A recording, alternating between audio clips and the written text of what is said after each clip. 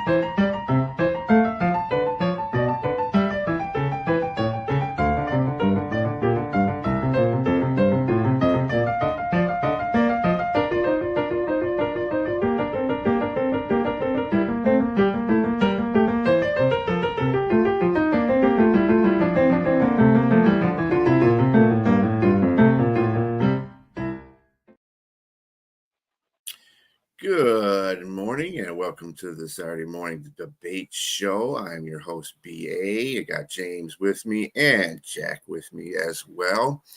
It is November the 15th. This month is going by quick, let me tell you. Today we have a splattering of questions that are very intriguing. Thank you, Jack, for those.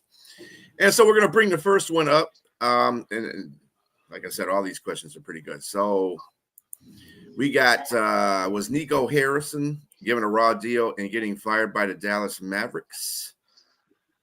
Who would like to take that one off the bat? You, James? Sure. Why not? Go for it.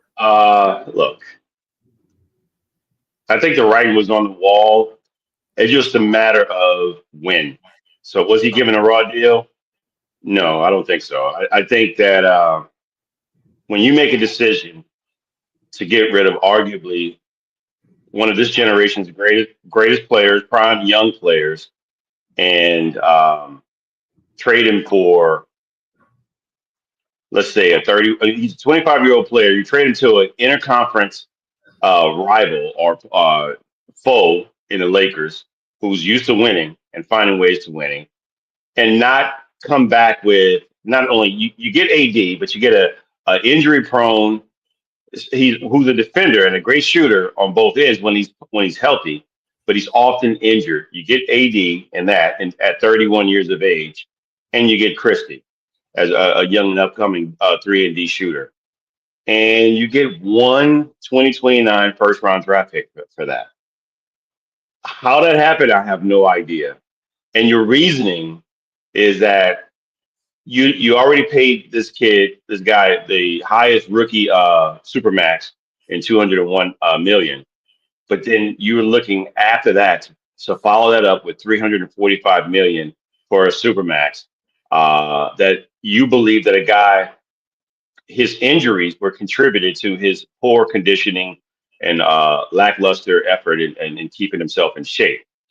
And so, with that said, you added AD to Kyrie Irving.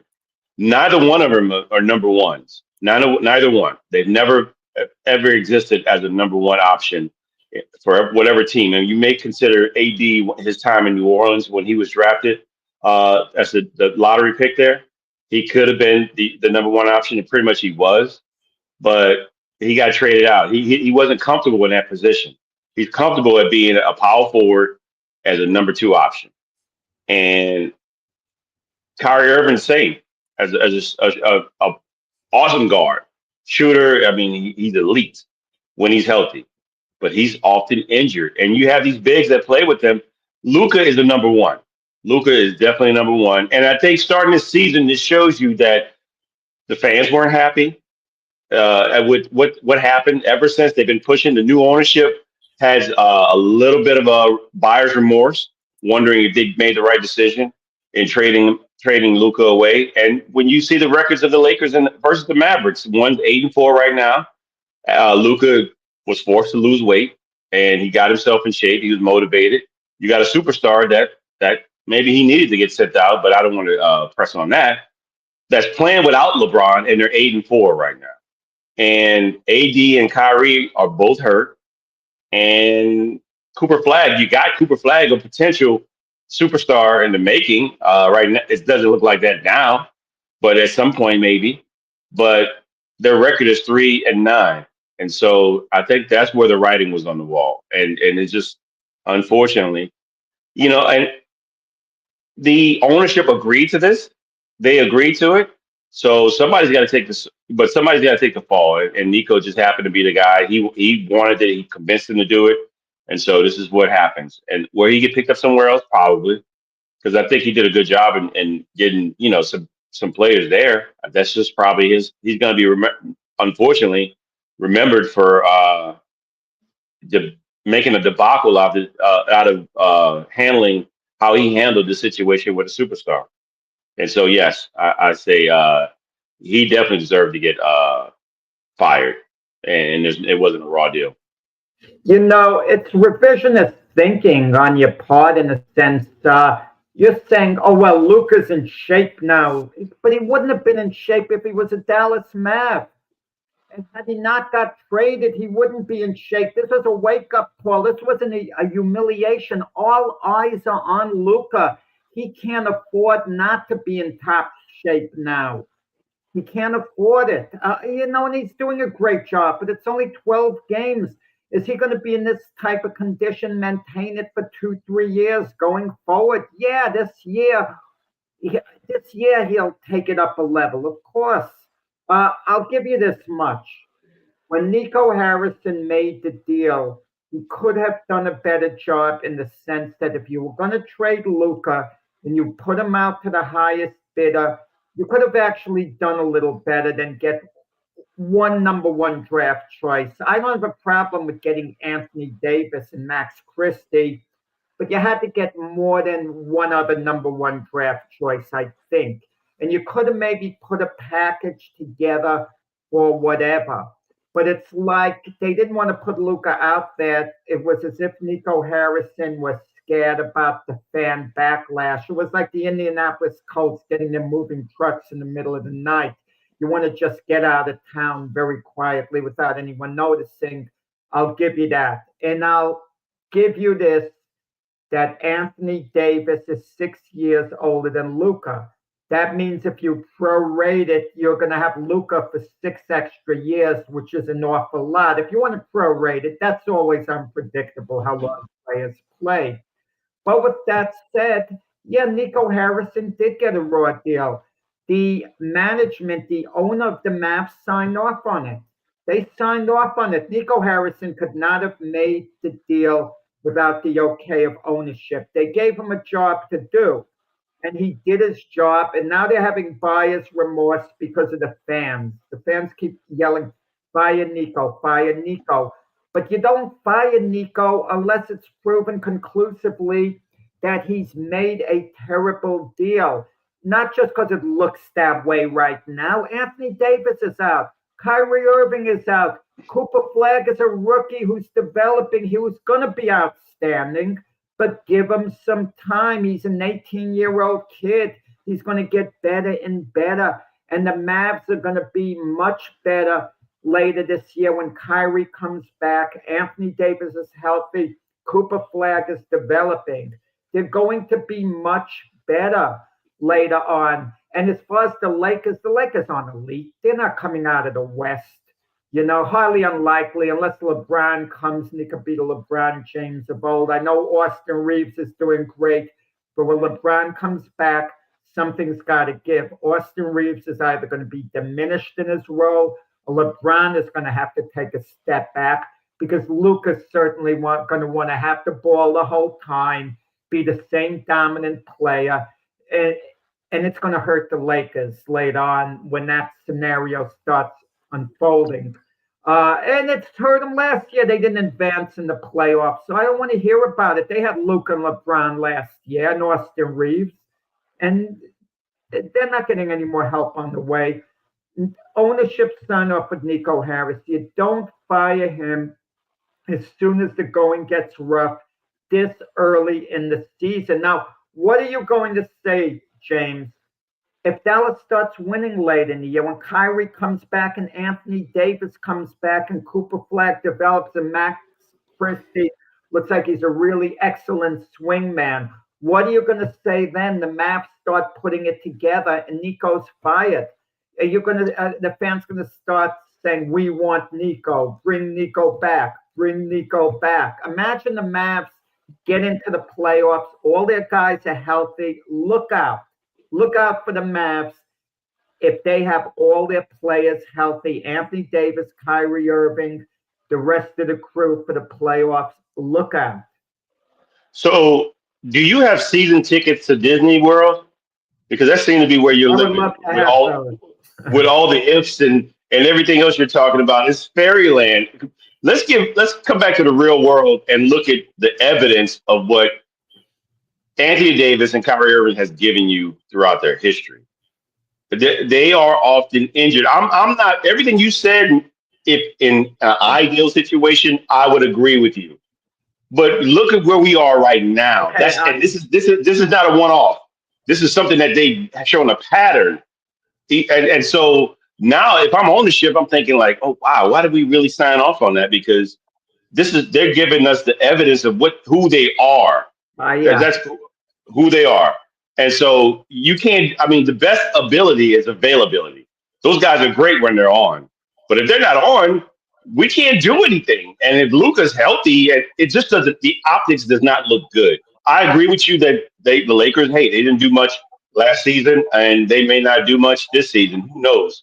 Because the Spurs Rockets look like the teams to beat in the West, and so not in OKC. Forgive me, OKC probably number one coming out of the West. But with that said, the Lakers look far better than where the Mavericks are, and it's mostly due to what. Yes, but it's just mostly due to injury. I just want to answer, what if they given you Anthony Davis could sit down next to Luka, and I could look at both men's hands. I'll see an NBA championship ring on Anthony Davis's finger.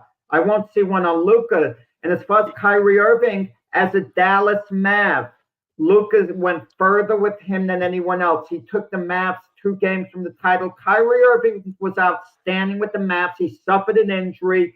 Could happen to anyone. He's going to be back mid-season. He's going to be back. Those 2 guys you mentioned with their rings, they had arguably the greatest, either number 1 or number 2 player in history playing right next to them to get their championship. Well, you want to know something? Anthony Davis was arguably better than LeBron when they played together, was arguably a better player when they were together, because it wasn't the same LeBron James of the Cleveland Cavaliers. LeBron was still formidable. He was still an outstanding player. Don't get me wrong. But AD had his moments, but who won MVP for the series? Well, LeBron, but Anthony Davis doesn't have an ego. Come on. Doesn't have an ego there. We're still traveling to Disney World, I see. We're still on the teacups. Could the MVP have gone to Anthony Davis as well? It arguably could have gone to him that series. If LeBron would not have played the way he played, I mean, don't get me wrong, AD played a major role, just like Kyrie. And I mean, that Golden State 2016 series, Kyrie played a major role as well, but LeBron was the dominant player. Well, but let's look at it this way. We're very early in the season. Should Nico Harrison have gotten fired this early in the season? It's fair to say that it's okay. Go ahead, continue. My apologies. No. You're talking about after, what did we have? Like 11 games or something like that. They fired him 11 games into an 82-game schedule. And the reason they fired him because the fans kept yelling, fire Nico, and there was discontent. The Mavs had a plan. We knew at the beginning of the season with Kyrie Irving out, we knew the Mavs were going to get off to probably a slow start. Or at least at the very least, we knew they would get much better later in the year. But honestly, Jack, it looked like a bad deal from the start. When I saw it, Stevie Wonder could see that. It was a bad deal in the beginning. I'm just saying, one draft pick, 2029 draft pick that they pulled from them. And again, there's a major age Could have done a difference. So better job. Could have done a yeah, better job at the time. But do you yes, think, let me ask you this, okay? Let's say hypothetically, Nico Harrison did do a better job. He got 2 additional number 1 picks. He had 3 number 1s, Anthony Davis, Max Christie. Maybe you still wouldn't like the deal. I understand that. Maybe not, but it would look much better. Wow, we got 3 number 1s unprotected. No matter what, I think the Mav fans would have been, upset the same way. but If there was I think he still has a job right now. I think he still has a job I at this think, point. but why isn't ownership taking accountability? At the end of the day, it's their decision, or should be their decision, where the owner should say, no, I can't let you part with Luke. I'm sorry. They let Because Nico Harrison they're do it. they're the owners. They don't have to, like Richard just said. They look. I make my decisions. Like, look, if I don't feel like I changed my mind, this doesn't look good, and somebody's got to get blamed. We're gonna push out. You're the one that vied for this, so you got to fall on the sword, buddy. We're gonna get something else. We're gonna go in a different direction. That's just how it is. Whether it's fair or not. That's just what it is. And so I don't think he should have gotten fired this early, but I just think it's mostly because he didn't get a raw deal, though. It's just because of the bad deal. It just wasn't good enough. It wasn't a good deal. Yeah, fans are calling for his head like as soon as he made that deal last year. And Mark Cuban did kind of mention that was one of the reasons why he was let go. It wasn't the only problem, though. It was the mismanagement of the Mavs salary cap, which led to the flexibility last season and this season. So, I mean, with all that, they're not just directly saying that was the reason why they fired him, but he's, if you do this stuff like that and you're not managing the salary cap, I mean, that's what it's all about. And the owners are not going to fire themselves. I mean, they were retroactive. If you look at it there, Jack, they fired him. They say, well, we made a mistake and we made a mistake. Now let's get rid of our mistake and get somebody else in here to be the GM. So, I mean, they were retroactive in what they want to do. Yeah, I think it was a little too early in the season to do that. I feel if they got like maybe 40 games under their belt and they still weren't doing well and they weren't being productive, then I probably would have let them go. But it was a fans thing. Fans have spoken. Public pressure. Mm-hmm. All right. This is near and dear to Jack's heart here. Should Cal Raleigh have been voted for American League Most Valuable Player over Aaron Judge, which he was? And Jack, I'm going to go with you on this one. Well, Aaron Judge was voted the MVP. Mm-hmm. Yeah, that's what I'm saying. Not Cal, right. My favorite 2 players in baseball are Aaron Judge and Freddie Freeman, but Aaron Judge would be number 1 because he's a Yankee, okay? So believe me, there's no bias with Aaron Judge. And when I heard Aaron Judge won the MVP award, I was very happy. Very happy to see him get the MVP award. Very proud of him, and so on. But in the sake of complete fairness, I would have voted for Cal Raleigh. I know you could put all the numbers up there, and the argument could be, well, we take Judge's greatness for granted. And perhaps that's a viable point. Had Judge not done anything substantial in the past, and he came up with this type of year, maybe I'd be thinking a little differently. I don't know for sure, but I could just take things at face value. And it's kind of supply and demand. Judge, what he did, was it quite historical? You could argue it was, but then in the sense, he didn't do anything that, Barry Bonds didn't do, that Mickey Mantle didn't do. I mean, they were absolutely sensational. Judge was, as well. I see you frown, James. Bonds hit 73 homers one year. Judge's year wasn't as good as Bonds' year, so don't even put it, on the same caliber. Bonds walked over 200 times, I think, that year as well. Set a major league record for walks, homers. What he did, Judge didn't match last year, as great as Judge, was. But what Cal Raleigh did, no other catcher in baseball history came close to matching 60 home runs. That's insane. Plus, he is very good behind the plate defensively as well. He's a leader of that team. He took the Seattle Mariners to the brink of getting to the World Series. The Yankees had a good year as well, don't get me wrong. And who's more valuable to their team? Look, both of them. Both teams get hurt badly if both guys are out. You could argue neither team could win with both guys out. But Cal Raleigh's a catcher. A great catcher is usually more valuable than a great outfielder. For example, let's look historically. Johnny Bench or Hank Aaron, who would you rather have? You could say Hank Aaron's a greater player. Or Willie Mays. You could say Willie Mays is a greater player. But if I've got one season, I could have either guy and both of them in their primes and both of them are going to be healthy. Wow, catchers are at a premium. Catchers are like you go into a shop, supply and demand. There's so few of them. Everyone wants it so bad. And Cal Raleigh, what he did was unheard of. Absolutely unheard of. The 60 homers, all the RBIs. And, he had more homers and RBIs than Judge, even though Judge outshined him in other categories.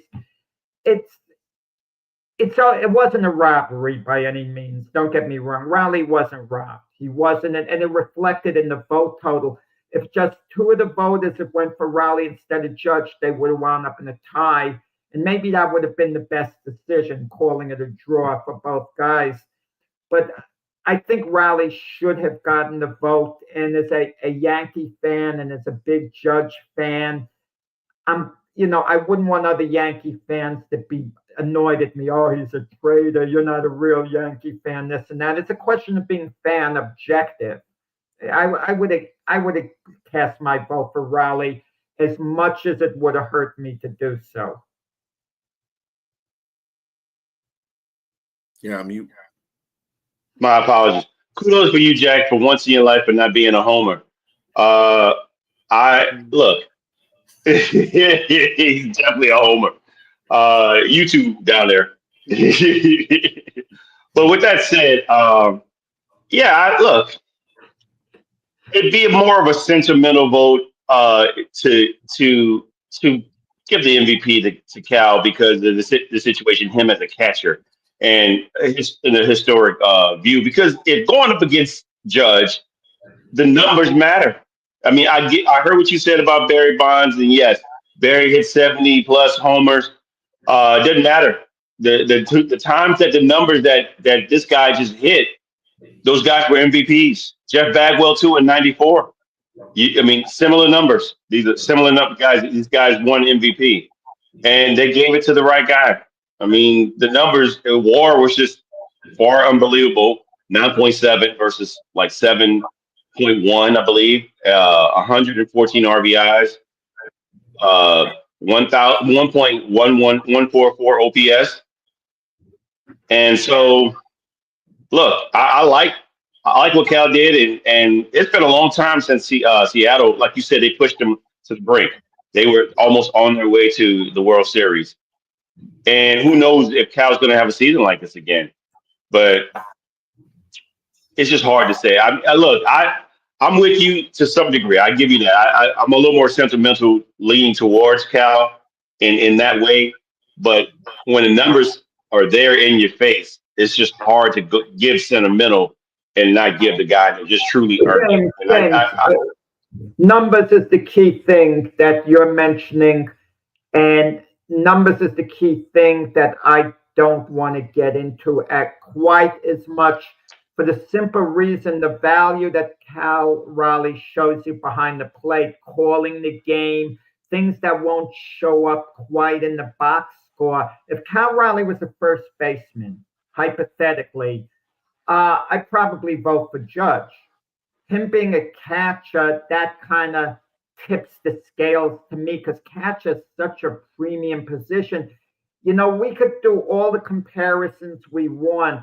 Willie Mays and Hank Aaron, Mickey Mantle, who was better. But we can't compare Johnny Bench to those guys because we can't compare Johnny Bench to a third baseman, a shortstop, because positions are premium. That's the thing about it. Yeah, that's true. I would just say this. Go ahead. Well, no, go ahead, James. No, I don't want to beat it up too much. I just think you mentioned walks as well. Aaron Judge was walked a lot too this year as well. Yeah. So Aaron Judge is phenomenal. Look, this wasn't a robbery by any means. It was close. I understand that. I'm glad Judge won. If I thought Raleigh clearly deserved it, I wouldn't have been happy to see Judge get it. But it was close enough where, when Judge got it, I was pleased, that he got it. I was more pleased for Judge than feeling bad for Raleigh not getting it. But a part of me felt bad for Raleigh because what more can he do to be MVP? You look at how teams have done. Both teams did well. It's a regular season award, not a playoff award.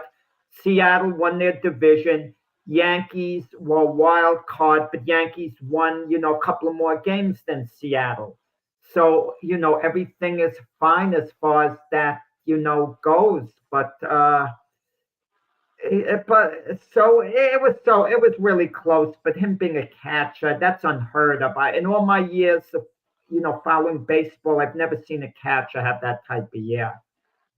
and it won't be any moral victories with this because it was that close. Just like Toronto, the way they lost to LA, the Los Angeles Dodgers, that was way close, and that's going to sting a little bit. So I think this probably they'll stings. never get over it. The Blue Jays never get over it. When you lose like the Blue Jays lost, you never get over it. And when you lose the way the Mariners lost to Toronto, going back home up 3-2, never having gone to a World Series, and then losing out to the Blue Jays, coming so close to going to the World Series and not getting there. Listen, Brian knows the feeling with his Lions. I mean, never having been to a Super Bowl and being so close, having that lead over the 49ers and letting it get away. And even Dan Campbell was talking at that time, like, you let an opportunity like this get away, it's like we might never be in this position again. But you crank it up and you come back and, and you're trying the next couple of years, but windows do close. And can Raleigh ever be an MVP? If he puts together the same year again, sentiment would be on his side, I'm sure. Well, I think he should have won the MVP. See, to me, MVP doesn't have anything to do with necessarily with the numbers. I mean, it does, but it doesn't. MVP is the most valuable player to your team, to the team. Aaron Judge had a stint where he was injured for at least 2 weeks, and the Yankees just picked off where they left off. I mean, they played well. They weren't barn shattering by no means, but they were winning games. They were over 500 with him out.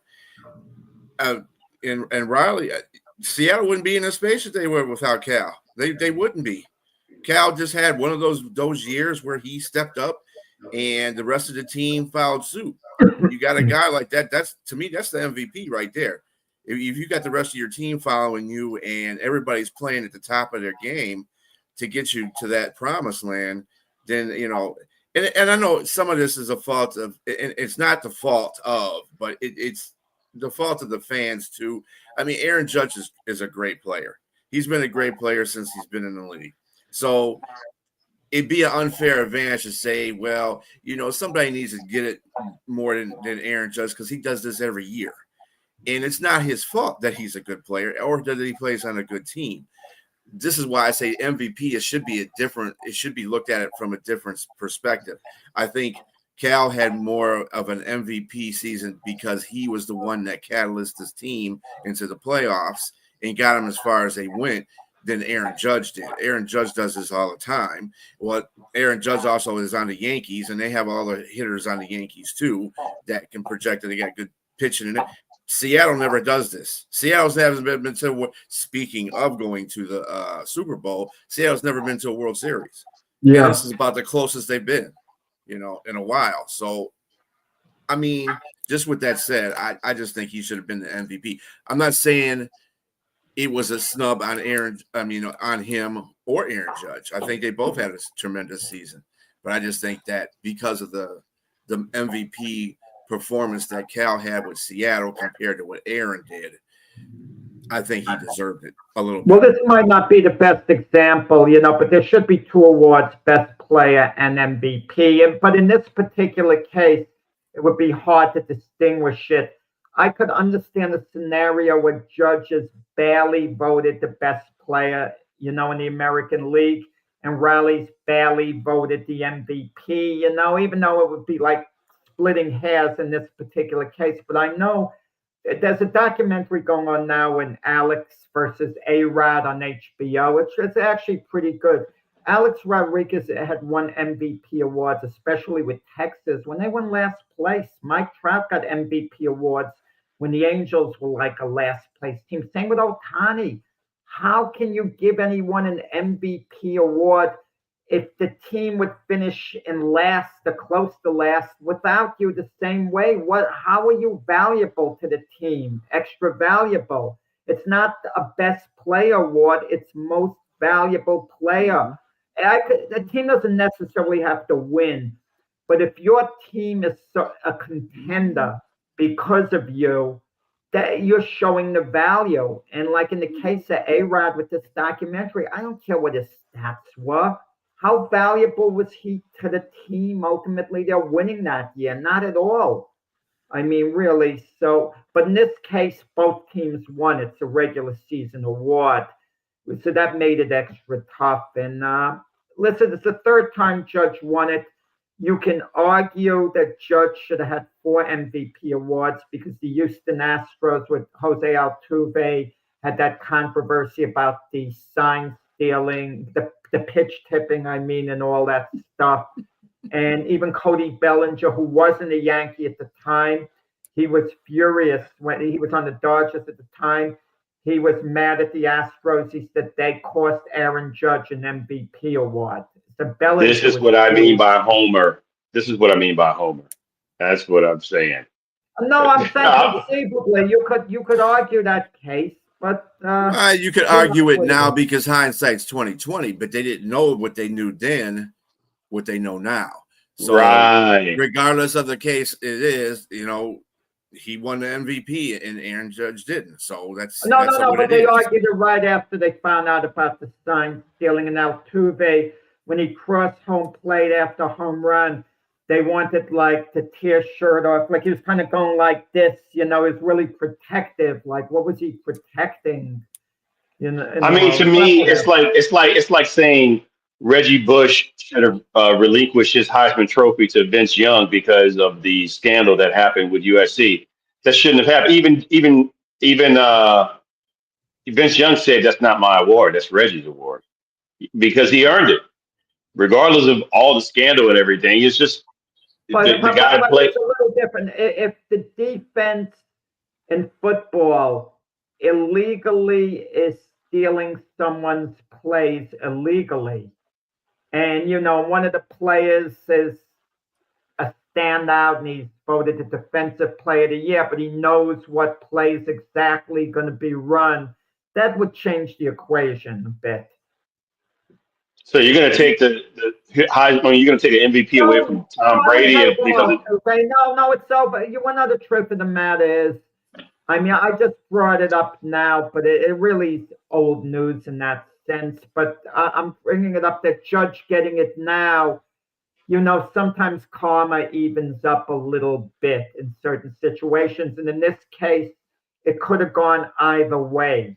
But Judge was, given a close vote. He won. And Judge was a worthy winner this year over Raleigh. Don't get me wrong. He was a worthy winner, but I would have given it to Raleigh. I would have given a nod. It's like in boxing. You score a fight for one fighter, but you tell yourself, it's close enough for the other guy to have gotten the decision. So who's complaining about it? That could have been in the mind of a lot of the voters, too. your Altuve, that whole thing. That could have been an amount of voters still. I think And they voters said, well, look they at think, numbers, Brian. I well, I think mean, numbers dominate. I don't think a lot of those media personnel and the people that do that always look at the numbers. You got to see what's your value to the team, or else this vote wouldn't have been that close if it was just by numbers. Correct? Think It's about very it. yeah. Well, Judge put up good numbers. Judge's He put up better overall numbers numbers. were clearly better, but Riley did have, more homers, more RBIs. So he had a little bit of a say in the number department. And what I'm saying is that he meant more to his team than I think that Aaron Judge is. Yeah. Aaron Judge went based on the fact that he had a very good year numbers wise. So you had those people that vote for him for that, and you got the other people that are voting just because of, I wouldn't say sentimental, but what the MVP is supposed to be voted on. So, I mean, that's why it was that close. And you always know my saying. No, Brian, but listen to this. If this vote had taken place 10 years ago, Riley would have won. You know what to help win the award for Judge? Analytics. Because we're living in an age where the voters like, on base percentage, this and that. And we look at things differently today than we did years ago. Like, I was amazed. I looked a few weeks ago. I was just looking at how Mickey Mantle was the last few years of his career. I remember him as a broken down, washed up player. But then I looked at his numbers and how would they have been perceived today? The guy was having a decent on base percentage. A washed up Mickey Mantle was walking over 100 times a year. Now he would have been maybe the league, one of the league leaders in getting on base on walks. So today we would have looked at him a little bit differently, not being as washed up as we looked at him then. Well, I mean, that's what I'm kind of alluding to. And people, that's why the fan vote was close. I mean, that's why the vote was closed. Period. Because you got the people that are into analytics and stats over what you mean to your team.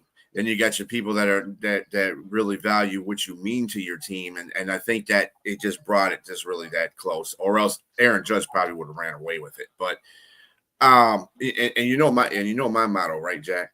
If you ain't cheating, you ain't trying. So there you go. Personally, I don't have as big. Just to make clear the record, as time goes by, I don't have as big a problem with what the Astros did as other people. What they did was unethical for sure.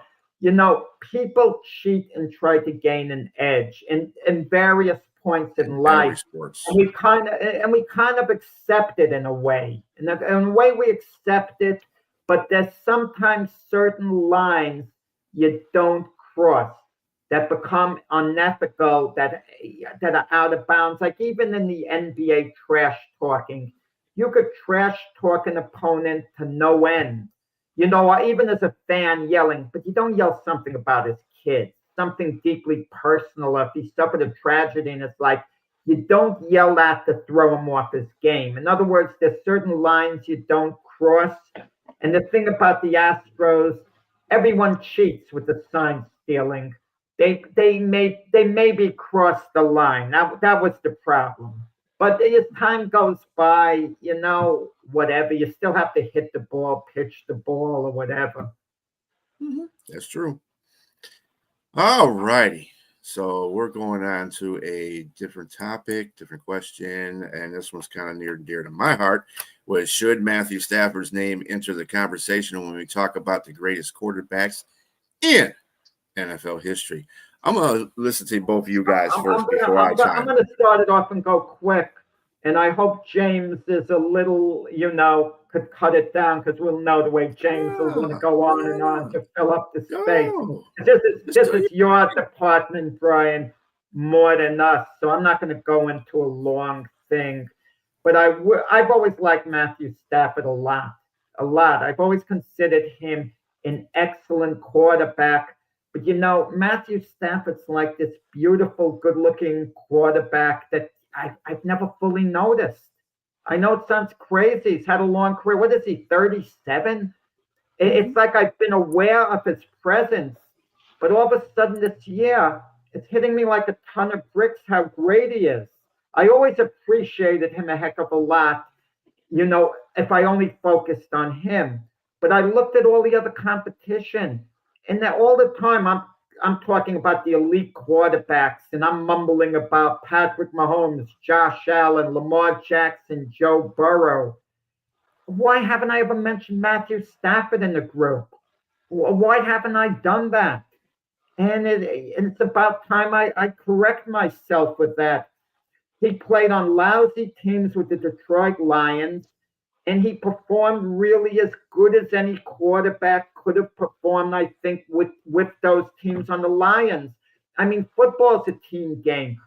One play in any position, no matter how great he is, can only make so much of a difference. You could have had Tom Brady as that quarterback on the Lions, and they wouldn't have won a Super Bowl. No way. I know if Mac were here, Mac would shrug like maybe they could have. No, they wouldn't have been able to. I mean, we used to have this debate, me and Mac, with team game, high profile quarterback. Maybe he would have been right and I would have been wrong, but we loved having this discussion. But Matthew Stafford goes to the Rams. They win a Super Bowl. The Rams were supposed to be rebuilding. He kept them in a higher position. The guy has been consistent his whole career. There's never been a quarterback in a position to threaten Matthew Stafford for his job. No way, shape, or form. I mean, he's been the guy.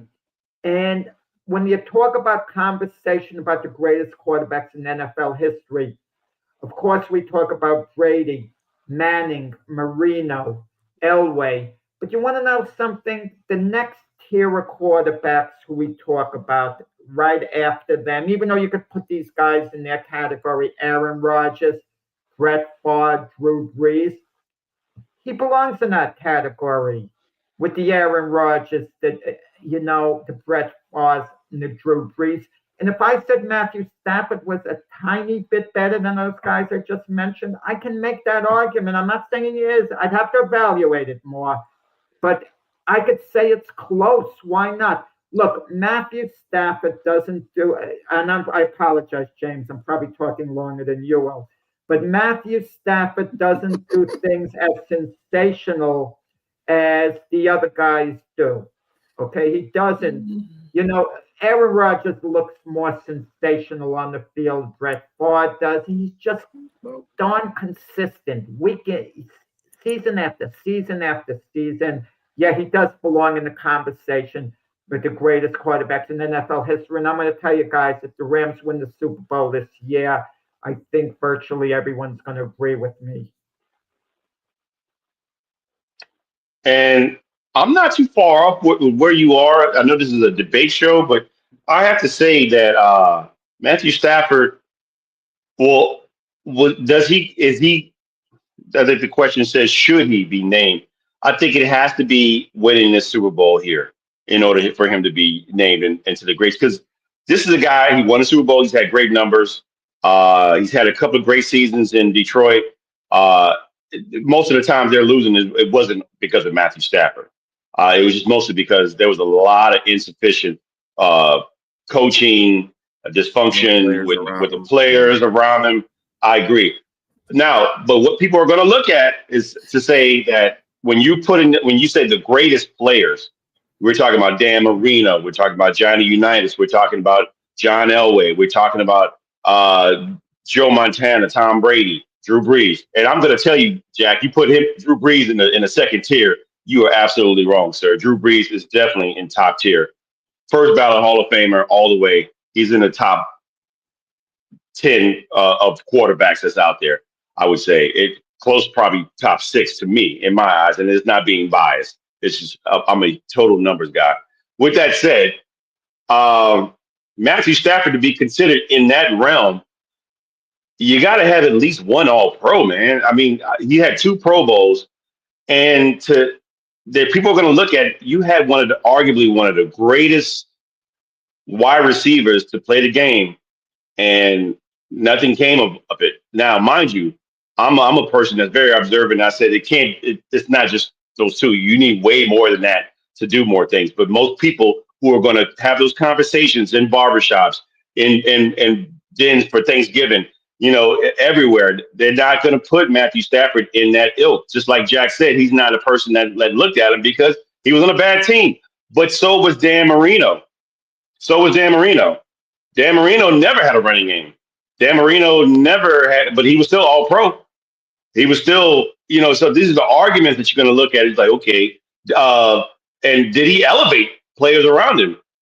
The first three Super Bowls that John Elway went to, can you name me like all stars? I mean, the Pro Bowlers that were on his offense that would really they deserved. Most of those Super Bowls they went to, they really everything was on John Elway's back. I mean, he elevated players. He elevated team around. Did Matthew Stafford do that? That's what people were going to say. Was he able to do that to be considered in the ilk of those other guys? Now, what he's doing in LA, it's his talent is coming into fruition. People are watching. LA is a bigger market. People are watching them there. Matthew Stafford is shining just like he was before, and he has a running game. And what he's doing right now, he's MVP caliber. I mean, 25 TDs, 2 interceptions. It's great. He's on his way. And I think they're probably the favorites to get to the Super Bowl on the NFC side, if not some other team. But I think mostly you're looking at the history. I think the majority of history of his if he could outshine, if he went like you said, if he wins the Super Bowl this year with LA, he's got 2 Super Bowl rings, then he's in that conversation.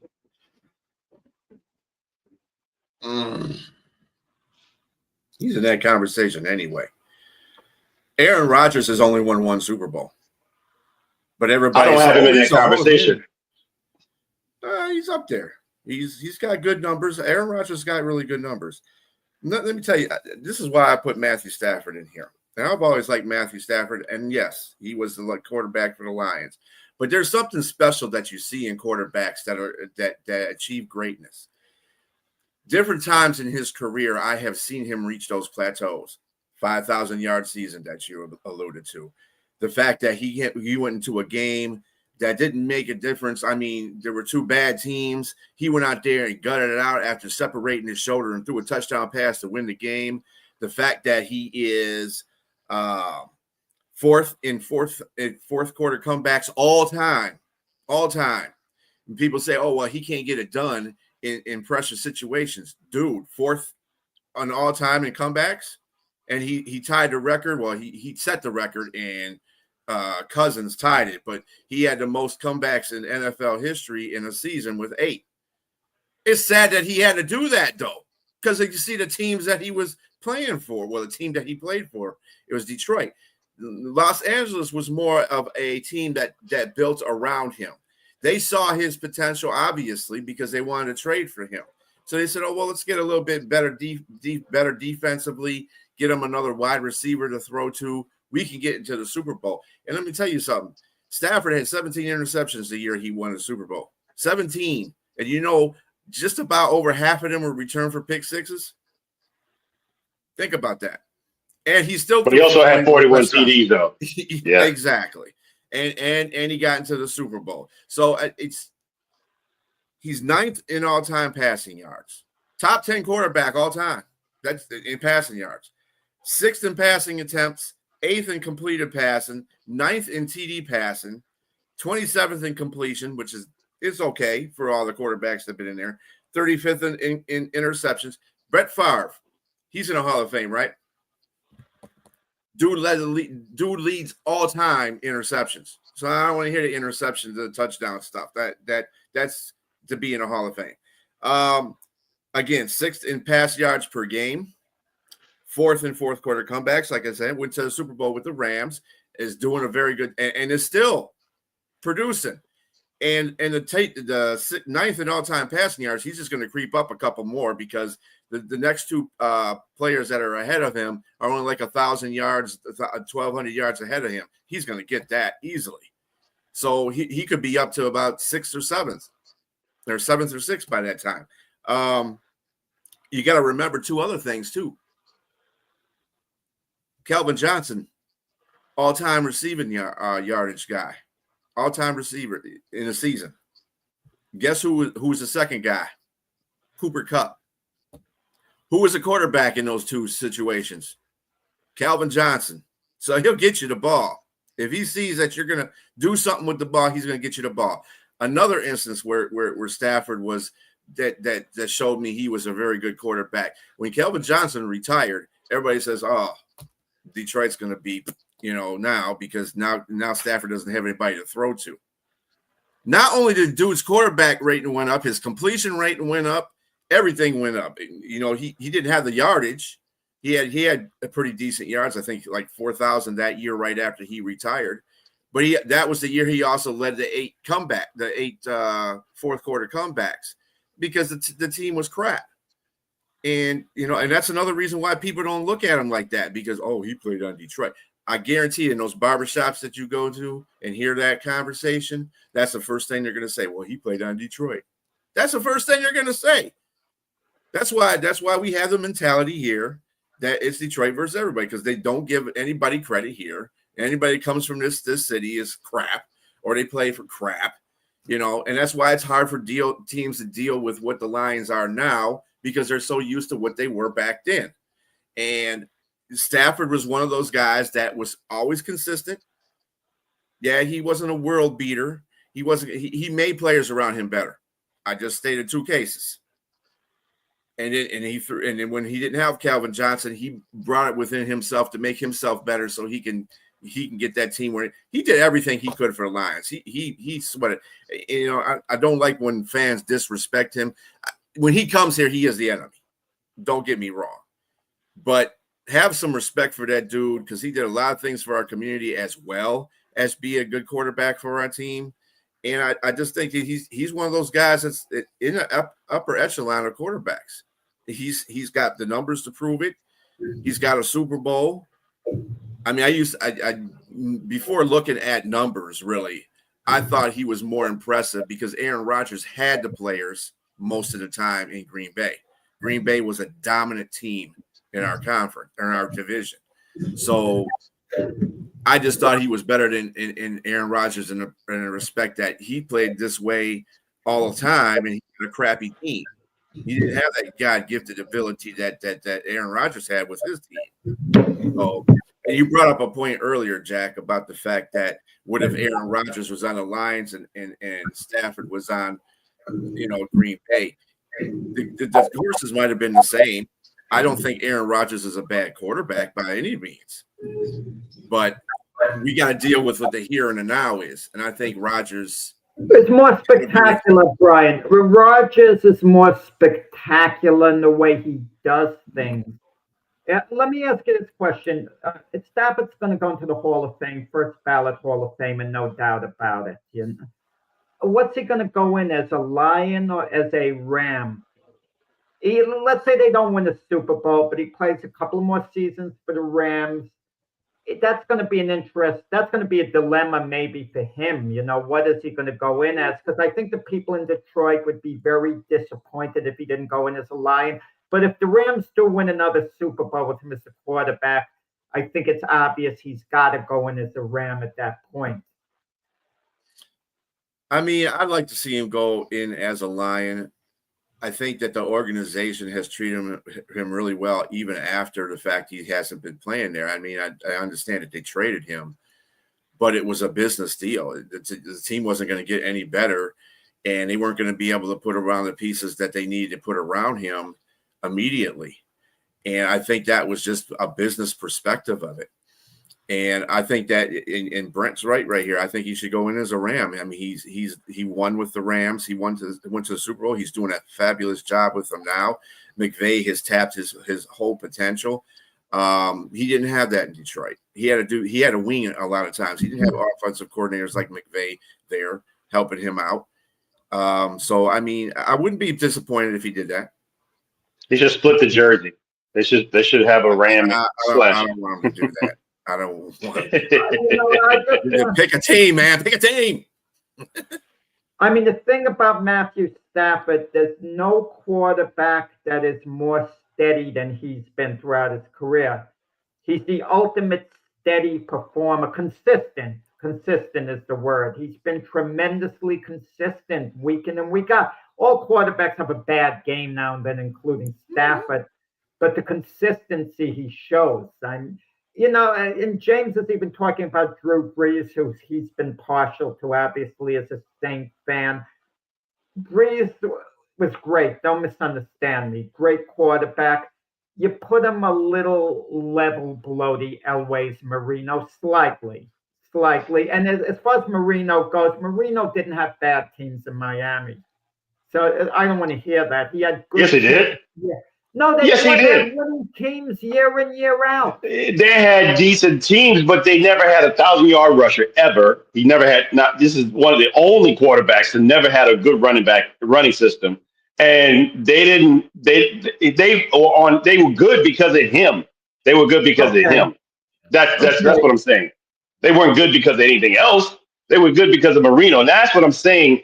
A quarterback has to. I mean, like be put up there as the greatest. If you don't have all the options, you're elevating your team to get. And Matthew Stafford had some of those moments in Detroit, but was it enough? Is my question to say that like you be put up there in the same breath as those other quarterbacks.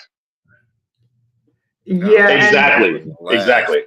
He's Brian mentioned Megatron. It's Stafford getting him the ball and all.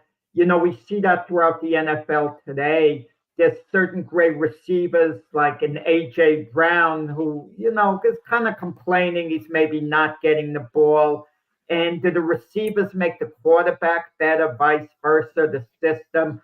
But and Stafford was an easy guy to coach from what I understand. Even when they were losing, I mean, he was consistent. He was a leader of that team. Yeah, I mean, I'm not saying let's go back on this for a second. Stafford did what we had. Yes, he had Calvin Johnson for a few years. Okay, that's fine. He didn't have him for his whole career, though. Remember that. I think he had him for like 5. Let's see.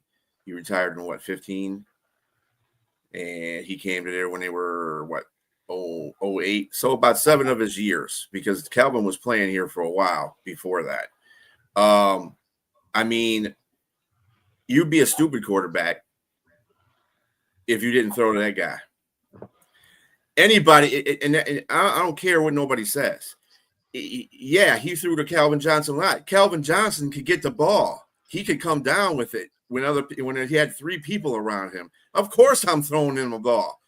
If Drew Brees had that option, he'd do the same thing. I don't want to hear about that stuff.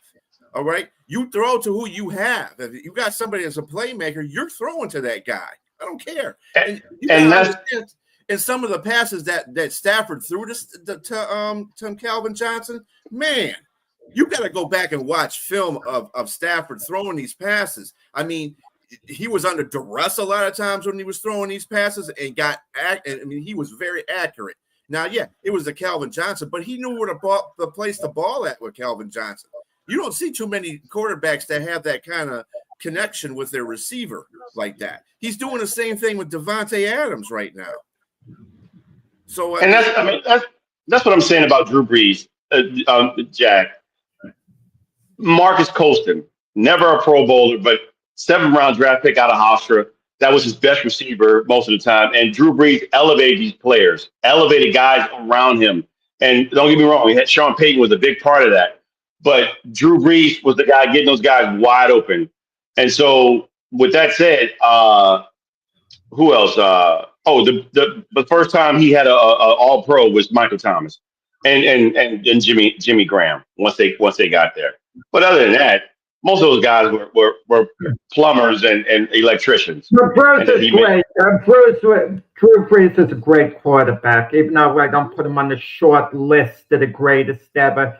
A great quarterback. I'm not diminishing him at all. I mean, if he were playing today and he was at his peak, you could make an argument, maybe next to Mahomes, he would be the best quarterback in the NFL. You could maybe make that argument. If he were playing today at his peak, you'd put him on a level with Josh Allen, who's great. Yeah, I mean, Josh Allen hasn't really gotten to his career yet either. That's the point I'm trying to make. You have quarterbacks You have quarterbacks that you say, oh, Josh Allen's the best dude. Until you win something with, and with Josh Allen, it's a little different with Lamar because Lamar has messed up a couple of times in the playoffs on his own, whereas Josh Allen, I think, has the team around him mess up when it counted the most, like defensively against Kansas City when they went in that 13-second tirade down the damn line and they won. That wasn't his fault.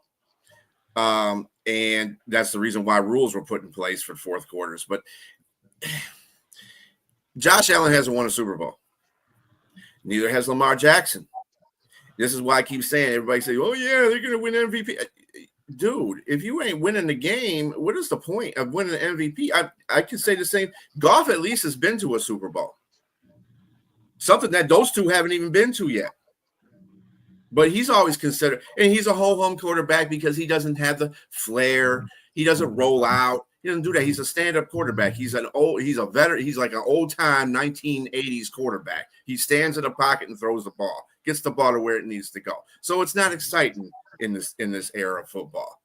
So Stafford was like the same thing. He was on Detroit. Detroit was boring to watch because they all, most likely lose the game because of either the defense wasn't doing something right. And yes, I can say some of the games that they lost, Stafford had a part in. But at the same time, he won more games than he lost in that. But anyway, yeah. Seth, we have concluded today's rant about Matt Stafford. And we have also concluded the show. Hey, just keep in mind, there's a lot of sports out there, guys. College football, college basketball, hockey, football, baseball, basketball. Baseball is the only thing that's not being played right now, but shoot, you don't need all that. If you got all that, there you go. Have a good day watching sports. See you tomorrow on a big football show. And again on Tuesday or Monday, Jack and Keith in the morning, 8 o'clock, I think. 7 o'clock will be Jack and Frank for the Gloved Fist. Everybody have a great day.